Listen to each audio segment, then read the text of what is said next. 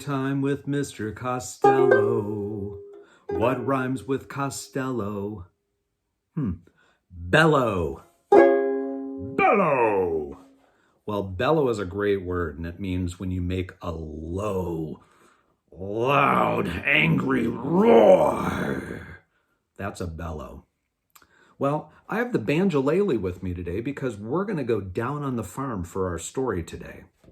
The story I'm about to read to you is called Serious Farm by Tim Egan. So, what do we always do before we begin reading a story? Well, we take a sneak peek.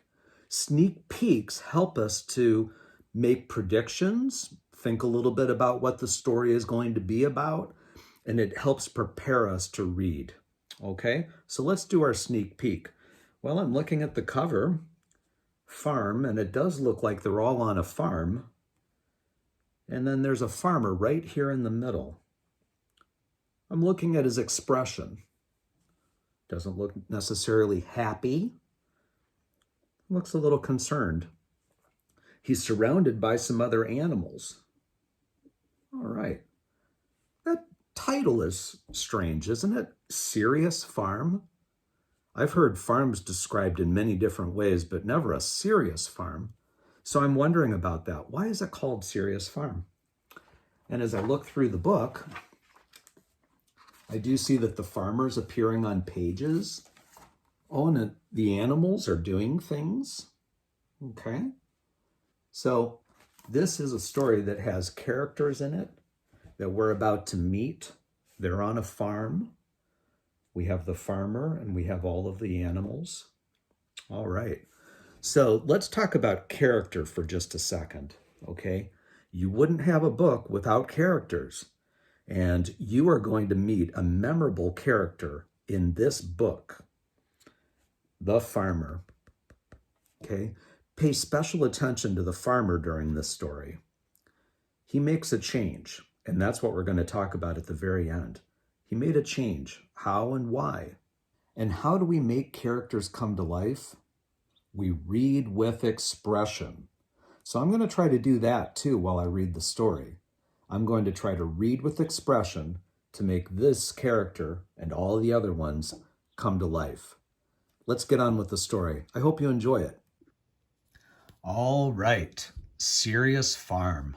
Farmer Fred never smiled much. He wasn't a sad fellow, just very serious. "Farming is serious business," he'd say. "Nothing funny about corn." Now, because it was Farmer Fred's farm, all the animals acted like he did, so they were very serious too. When he would say, "There's no humor in tomatoes," they'd all agree. The pigs, the cows, the horses, the chickens, the rabbit, the sheep, all extremely serious. One night, Edna the cow said, "We've got to get Farmer Fred to laugh. I mean, it's okay to be serious, but not all the time. We need some laughter." "Must admit," said Bernie the goat, "I wouldn't mind smiling again." He stretched his mouth and showed all his teeth. It wasn't a very convincing smile. They all decided they needed a plan to make the farm more fun. The next morning, as the sun came up, Edna was standing on the fence where Cormac the rooster usually stood.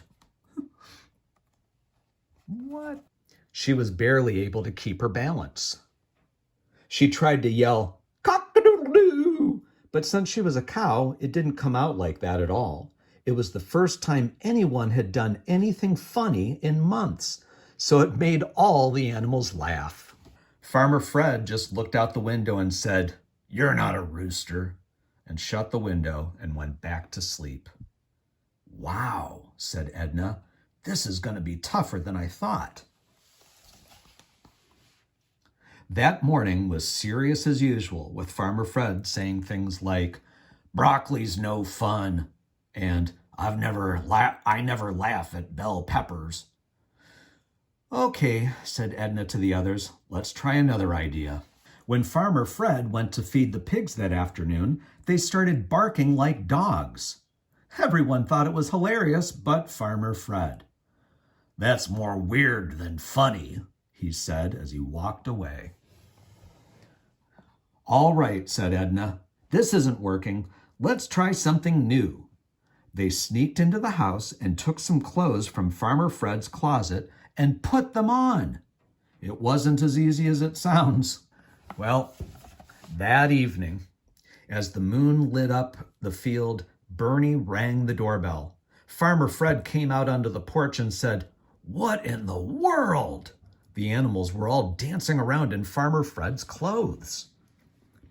They were terrible dancers, which actually made it funnier. But Farmer Fred just said, "Better not get my clothes dirty." He walked back inside without smiling. For the next 2 weeks, the animals tried everything they could do to make Farmer Fred smile a little, but nothing worked. It got to be very discouraging. One night, the animals met in the barn. "Well, I don't know about you," said Edna, "but I can't take it anymore. I have to live somewhere more fun than this. I'm leaving." They all agreed with Edna and packed up their stuff, which wasn't much, and headed out into the night. The next morning, there was no sound of a rooster or even a cow. Farmer Fred looked outside and saw that all the animals were gone. "Oh no," he said, "all the animals are gone." Farmer Fred became sad immediately. Now it was one thing to be serious, but it was another thing to be sad. Farmer Fred didn't like the feeling at all. He got into his truck and drove down the road in search of his friends. He went about 4 miles, but there was no sign of them anywhere. Then he heard some laughter in the distance. He followed the sound and saw the animals walking through the woods. He got out of his truck and walked into the forest and asked, "What's going on here?" "We couldn't stand it," said Edna. "We tried to cheer you up, but nothing's worked, so we're running away." Well, walking away.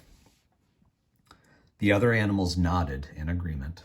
"Well, that's no way to solve a problem," said Farmer Fred. "You don't just leave.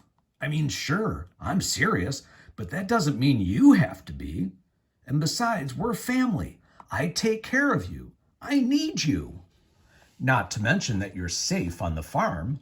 You'd probably be eaten by lions in a day or two out here in the woods." Look at their faces. The animals thought about this for a moment as they whispered to one another about the lion issue. Farmer Fred mumbled, "Cows and chickens running wild in the woods." Edna turned quickly and said, "What was that?" "I think he laughed a little," said Bernie. "Yes," said a chicken. "I heard it. It wasn't much, but he did laugh." "Well," said Edna, "in that case, you're witty enough for us, Farmer Fred, and we care about you too. I guess we can go back to the farm." The other animals nodded their heads and said things like, "I agree," and "Good idea, and let's go back." They hopped onto the truck and Farmer Fred drove them home. From that day forward, they were able to make Farmer Fred laugh a little more, especially by bringing up the idea of cows and chickens running wild, although he still doesn't see anything funny about corn.